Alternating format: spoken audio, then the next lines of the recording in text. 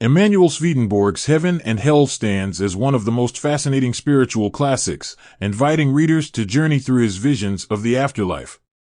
The work is a complex tapestry of philosophical musings, theological insights, and vivid accounts of heavenly and infernal realms. Given the depth and breadth of this work, 10 main ideas can be distilled, though there is much more within its pages than can be captured in a brief review. Before we dive in, if you find this content valuable, please hit that like button, subscribe to our channel, and leave a comment below. It truly helps us grow. Now, let's get started. 1. Dualistic realms of existence. Emanuel Swedenborg's conceptualization of the afterlife offers a compelling duality, vividly characterized by the contrasting realms of heaven and hell. In his portrayal, heaven emerges as a radiant domain, imbued with divine love and profound wisdom. It is a place where souls thrive in harmony, driven by altruistic motives and a deep understanding of higher truths. On the other hand, hell stands in stark contrast, representing the culmination of self-love, materialistic yearnings, and egocentric tendencies. Here, souls are ensnared by their worldly desires and passions, often leading them astray from the path of enlightenment. Swedenborg's distinction between these realms emphasizes the profound impact of our earthly choices, urging introspection and ethical living to align with the heavenly sphere. 2. Continuation of the inner self. Emanuel Swedenborg delves deep into the concept that our earthly actions and intentions echo in eternity. He believes that the essence of our being, our core character molded by every choice, thought, and feeling experienced in the material world, carries forward into the afterlife. This is not just a passive journey but a direct reflection of our intrinsic nature. Those whose spirits resonate with kindness, selflessness, and divine love are naturally drawn to the harmonious embrace of heaven. Conversely, souls dominated by self-centered desires, devoid of genuine love and compassion, gravitate towards the bleak realms of hell. In essence, Swedenborg emphasizes that our afterlife is neither arbitrary nor predestined, but rather a continuation and manifestation of our truest self. 3. Heaven's hierarchical structure. In Swedenborg's intricate portrayal of the celestial realms, heaven is not a monolithic entity but is tiered in a hierarchical fashion, comprising 3 distinct levels.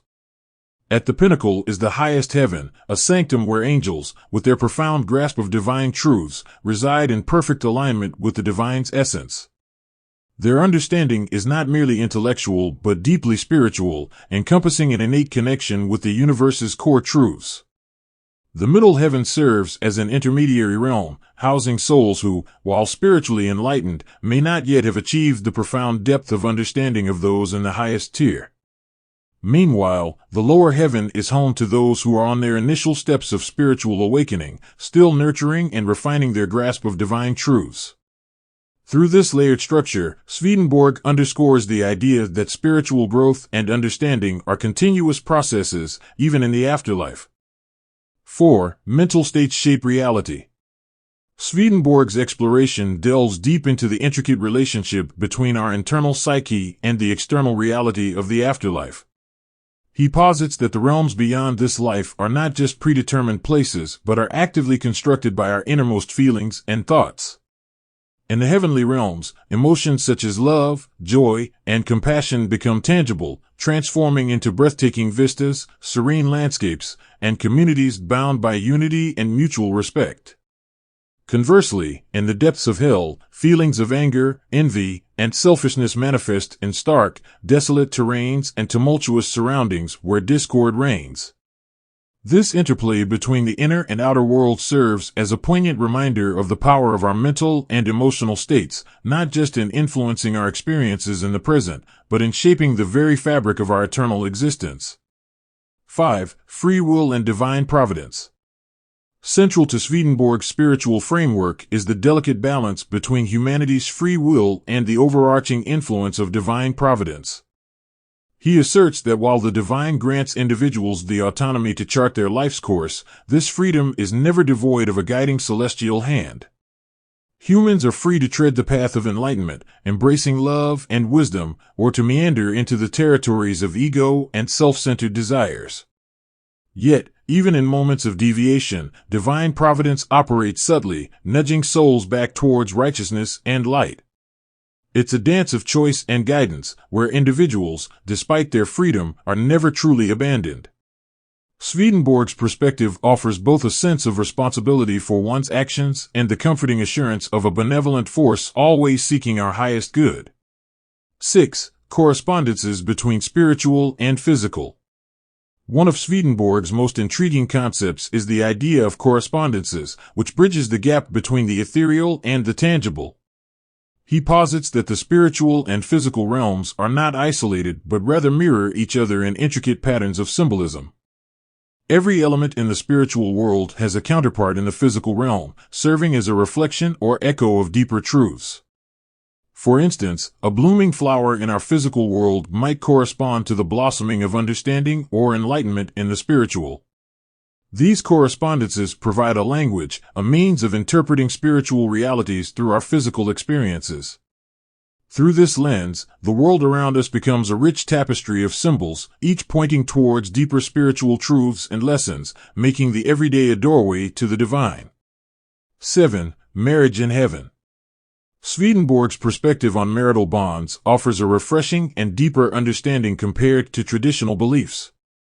He posits that true marriages, founded on the pillars of mutual love and profound spiritual connection, transcend the mortal coil and find continuity in the celestial realms. In heaven, these unions evolve beyond the confines of physical attraction or worldly needs. Instead, they flourish as profound spiritual partnerships, where souls complement, uplift, and journey together in their eternal quest for divine wisdom and love.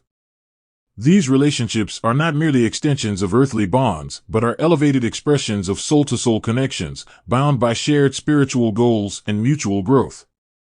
Through this, Swedenborg underscores the sanctity of genuine partnerships and their potential to endure beyond the temporal realm. 8. Hell is self-imposed.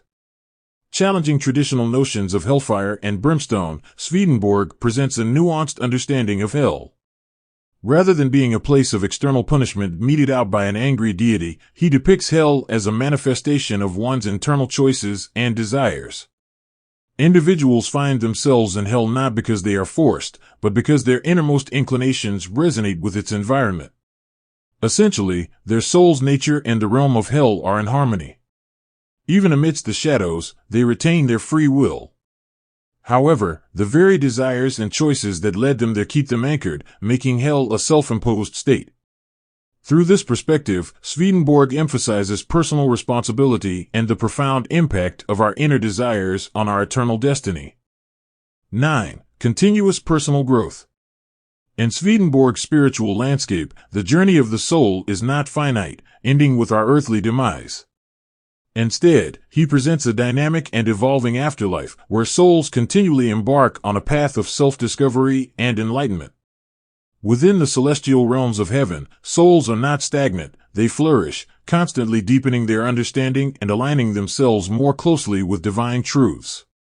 Every experience, interaction, and revelation in the afterlife propels them towards greater wisdom and an intensified connection with the divine. This perpetual cycle of growth underscores the idea that the soul's quest for knowledge and spiritual ascension is infinite, with heaven serving as a nurturing ground for endless progression towards the pinnacle of divine love and understanding. 10. Ethical implications. The profound revelations in heaven and hell prompt deep introspection on the moral fabric of our lives. Swedenborg's insights are not just metaphysical musings, but come with stark ethical ramifications. He holds up a mirror, urging readers to scrutinize the essence of their daily decisions, behaviors, and motivations. The work conveys that our every action, no matter how trivial it might seem, leaves an indelible mark on our spiritual journey. Embracing virtues like altruism, empathy, and wisdom steers us towards the harmonious embrace of heaven, creating a legacy of positive spiritual resonance. Conversely, yielding to base desires, selfish pursuits, and ethical lapses casts a shadow over our souls, tilting us towards the chaotic chasms of hell.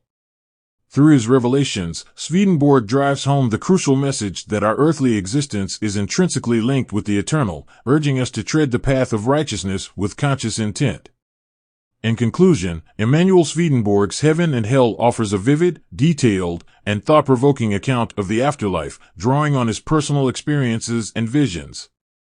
The text is not just an exploration of the afterlife, but a philosophical treatise that challenges readers to reflect on the nature of existence, the choices they make, and the profound interconnectedness of the physical and spiritual realms. Whether one views Swedenborg's descriptions as literal or allegorical, his insights into the ethical dimensions of human existence remain as relevant today as they were when first penned.